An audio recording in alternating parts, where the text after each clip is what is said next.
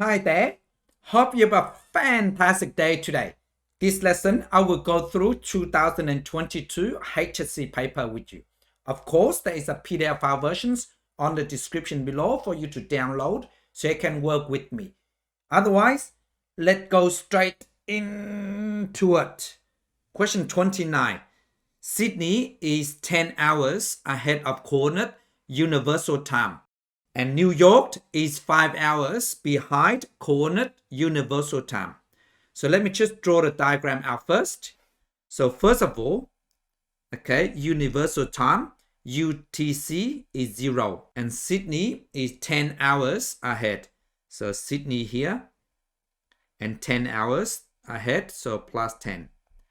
And New York is 5 hours behind UTC, so New York here, so minus 5.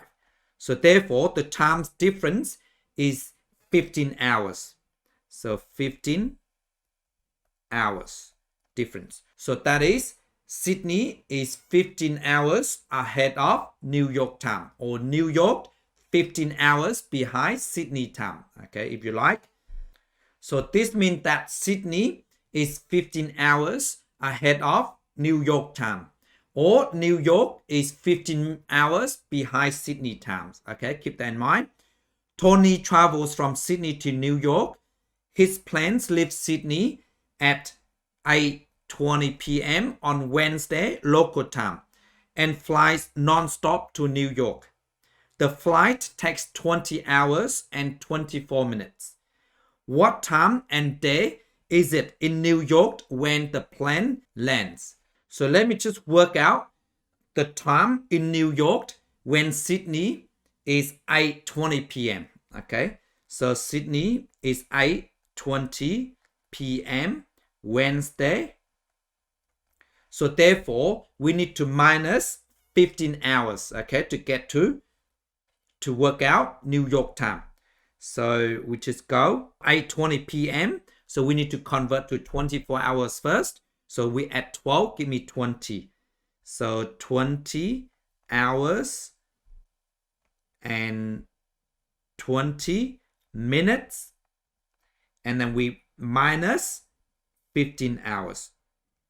So that will give us the time in New York. And the flight takes 20 hours and 24 minutes. So we need to add 20 hours and 24 minutes. So that will give us the time when the plane lands, okay, New York. Keep that in mind. So I just go 20 hours, 20 minutes. Do not forget to press DMS button, degrees, minutes, seconds, okay? And we minus 15 hours. And we add 20 hours and 24 minutes. So there you go, 25 hours and 44 minutes. So 25 hours and 44 minutes. So that is next day. So if we minus 24 hours, so that will give me 1 hour and 44 minutes next day. Okay, so after Wednesday will be Thursday. So therefore, we write in time. So that is 1:44 a.m. because it's less than 12 hours. Okay, so that is 1:44 a.m. next day, that is Thursday. There you go. Question 30. Alice is choosing between two investment options. Option 1, depositing a single amount of 40,000 today, earning interest of 1.2% per annum compounded monthly. Option 2, depositing 1,000 at the end of each quarter, earning interest of 2.4% per annum compounded quarterly. Now the question is this: what is the value of Alice's investments after 10 years using option 1? So option 1 is 1.2% per annum but compounded monthly. So we need to divide by 12 because 12 months in a year. So let me just write this down. R is 1.2 divided by 12. That's right. So 1.2%. So that will give me 12 divided by 12 is 1, but 1.2. So that should give me 0.1%. Otherwise, just use your calculator. And then for N is, because it's 10 year and compounded monthly. So that is N is 12 times 10. So 120. And we know that the present value is $40,000. Okay. So this is the present value.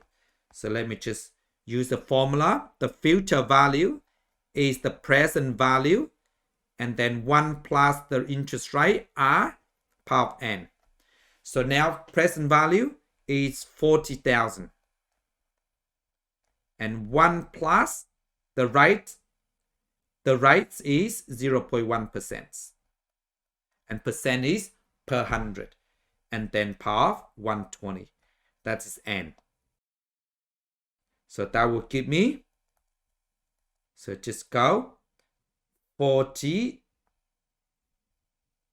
and we brackets 1 plus 0.1 over 100, and brackets power of 120. So there you go, $45,097.17. So there you go. Part B. What is the difference between the future values after 10 years using option 1 and option 2? And we already work out option 1. So let's work out option 2. So for option 2, so we know that the interest rate is 4% per annum compounded quarterly. So we need to divide by 4 because 1 year is 4 quarters. So R is 2.4%, we divide by 4. So 24 divided by 4 is 6, but 2.4. So that means 0.6%. Okay, per quarter. Of course, you can just use calculator, 2.4 divided by 4. Okay, that will do. But the thing is this, the annuity table that give us instead of percent, they give us in terms of decimal. So we just convert. So that will give me 0.006. Okay, otherwise just use calculator, 0.6 divided by 100. And then N is, and because it's 10 years and it compound quarterly, so which is times by 4. So 40 quarter. So now we look at the table. The annuity of $1, okay, will give us for 0.06 and for N is 40. So that will give us this. So that means, let me write this down. So annuity of $1 will give us 5.05630. But Ellie's annuity is $1,000. So now we just work out 1,000. So that from here to here, we times 1,000 as well. Because 1 times 1,000 give you 1,000 from here to here. So we do the same thing on the right hand side. 1, 2, 3. So that means $45,056 and 30 cents. So there you go. So we need to work out the difference. So remember option 1, the future value is this, and option 2, the future value of this. So we need to work out the difference. So we just go. The larger amount is option 1. So 45097.17. We minus 4505.6.30. That is, so I just go answer minus 45056.30. So there you go, $40.87. So $40.87. $0.07. So there you go. I can write therefore.